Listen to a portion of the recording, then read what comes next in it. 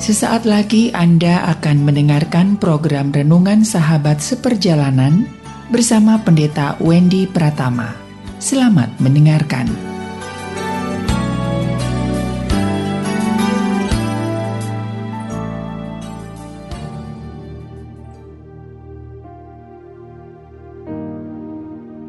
Selamat berjumpa kembali di dalam layanan audio Sahabat Seperjalanan. Hari ini adalah hari Minggu 16 Oktober 2022. Tema renungan saat teduh kita dengan judul Di Mata Tuhan Semua Sama. Di mata Tuhan semua sama. Firman Tuhan terambil dalam Mazmur 49 ayat yang kedua sampai dengan ayat yang keempat.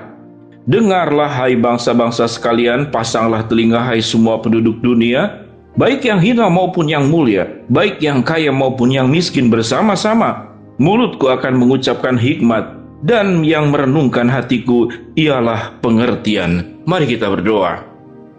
Bapa yang di dalam surga, kami ingin belajar jikalau dunia ini memberikan banyak sekali pembedaan, namun di mata Tuhan semua manusia adalah sama. Biarlah ya Tuhan kami memiliki hikmat pengertian berdasarkan kebenaran firman Allah. Dalam nama Tuhan Yesus kami berdoa, amin.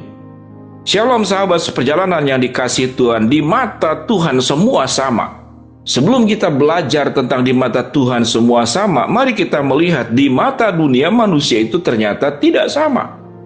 Ada pembedaan-pembedaan yang memang wajar itu terjadi sebagai proses sebab akibat. Misalkan kalau orang malas belajar, maka dia tidak akan mendapatkan gelar tertentu. Tetapi jika orang rajin belajar, dia bisa mencapai S3 bahkan sampai kepada profesor. Hasilnya adalah tidak sama. Maka itu adalah proses alamiah. Orang-orang yang menjaga kesehatan akan bugar badannya, tetapi orang yang tidak menjaga kesehatan akan penuh dengan sakit penyakit. Maka hasilnya tidak sama. Itu adalah proses alamiah. Ada proses alamiah yang membuat kita menjadi tidak sama. Menjadi lebih buruk atau lebih baik, ada upaya yang harus kita lakukan. Dan itu adalah perintah Tuhan. Semua berkat anugerah yang Allah berikan kepada kita, semuanya diberikan secara sama. Namun tatkala disikapi dengan cara berbeda, maka menjadi tidak sama di dalam proses untuk mencapai sebuah hasil. Ada orang berhasil, ada orang gagal. Ada orang menjadi kaya karena rajin. Ada orang menjadi miskin karena malas. Ada orang mendapatkan jabatan tinggi karena dia punya integritas, punya kapasitas, punya katakanlah prestasi. Ada orang tetap sama seperti itu saja, tidak bergerak kemana-mana karena tidak ada upaya. Itu yang namanya proses alamiah. Tapi ada yang namanya proses dipaksakan karena faktor dosa manusia. Minimal sahabat seperjalanan, kalau kita belajar politik yang ada di dalam dunia ini, maka negara adidaya cenderung untuk terus melakukan penjajahan di dalam bentuk yang berbeda, tidak seperti penjajahan di zaman Belanda, Jepang, atau Inggris, Portugis yang menjajah negara Indonesia. Tapi bentuk penjajahan di dalam bentuk yang berbeda. Kalau kita belajar tentang Freeport, dulu itu hanya bagian daripada Indonesia cuma 9%. Di zaman Jokowi ditingkatkan menjadi milik Indonesia 51%. Maka seyogianya kalau kita belajar secara hubungan, itu adalah tanah Indonesia, itu adalah tambang Indonesia. Bayangkan cuma 99%. Sekalipun saya tidak mengerti apa itu proses ekonomi dan bagaimana orang berbisnis dan berjual beli, namun secara pikiran sederhana saja itu sesuatu yang sangat berlebihan, atau bahasa lainnya adalah keterlaluan. Bagaimana mungkin kita sebagai tuan rumah kita menjadi pemilik, tapi kita hanya memegang 9%. Itu hanya contoh sebuah penjajahan, sebuah kejahatan yang dikemas di dalam bentuk hukum, yang dikemas dalam bentuk perjanjian. Karena kita tidak punya daya, karena kita tidak punya kemajuan, kemudian mereka yang punya daya, yang punya kemajuan, yang punya pengetahuan, yang punya teknologi, seyogianya bahwa kelebihan-kelebihan yang dimiliki itu adalah untuk kesejahteraan penduduk dunia. Namun dipakai untuk kelompok, namun dipakai hanya untuk negara adidaya tertentu. Dan di sanalah terjadi katakanlah proses tidak sama yang dipaksakan, yang didasarkan oleh naluri hawa nafsu dan dosa. Dalam keseharian kita pun sama sahabat seperjalanan. Dalam lingkup yang lebih kecil, kehidupan setiap sahabat seperjalanan pasti pernah punya pengalaman yang seperti demikian. Kita tidak bisa mengkritik, kita tidak bisa melawan mereka yang punya kemampuan dan daya. Sementara yang punya hak, sekalipun itu adalah hak asasi kita, hak kepemilikan kita, itu bisa dirampas oleh mereka yang berkuasa. Bagian firman Tuhan yang kita baca tadi, apa yang dikatakan? Dengarlah hai bangsa-bangsa sekalian, pasanglah telinga hai seluruh penduduk dunia.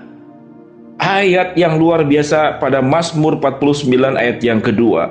Dengarlah hai bangsa-bangsa sekalian, pasanglah telinga hai semua penduduk dunia. Baik yang hina maupun yang mulia, baik yang kaya maupun yang miskin, bersama-sama. Ini firman Allah. Dengarlah hai penduduk dunia, pasanglah telinga hai penduduk dunia. Dengarlah hai bangsa-bangsa sekalian, bahwa di hadapan Allah segala sesuatu yang dibuat oleh manusia itu akan berhadapan dengan Sang Penciptanya.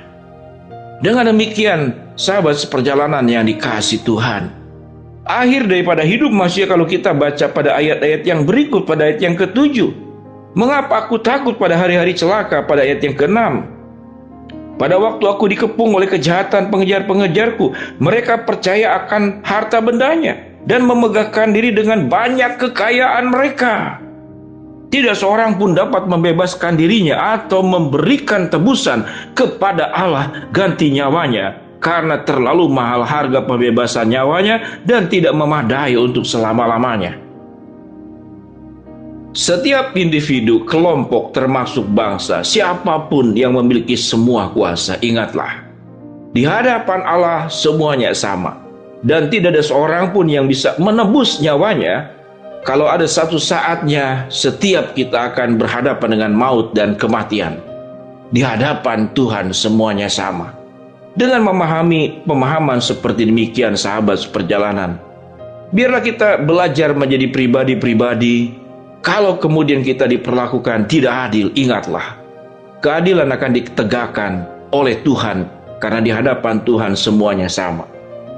Bagi kita yang mengalami kejayaan, kelebihan, mengalami kesuksesan, ingatlah, di hadapan Tuhan sama.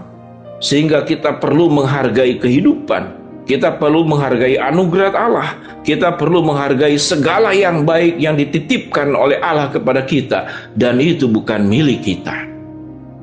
Semua yang kita punya akan terlepas seiring dengan lepasnya nyawa dalam kehidupan seseorang.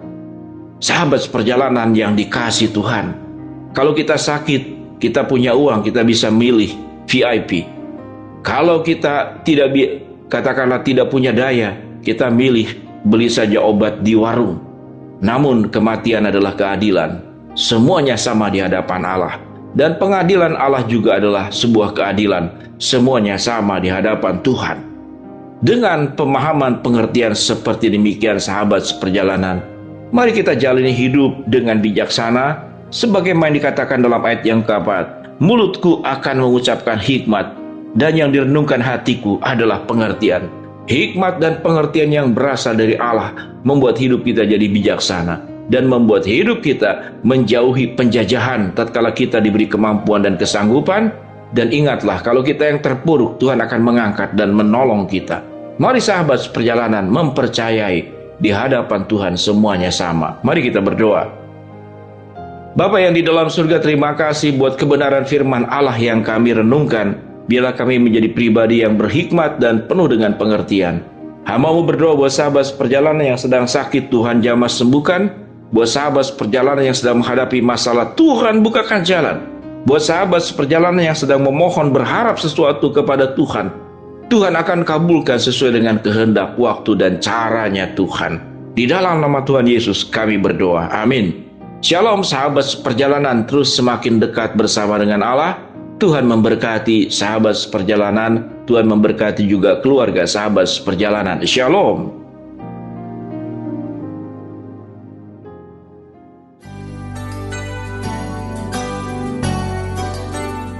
Anda baru saja mendengarkan program Renungan Sahabat Seperjalanan bersama Pendeta Wendy Pratama. Terima kasih atas perhatian Anda. Tuhan Yesus memberkati.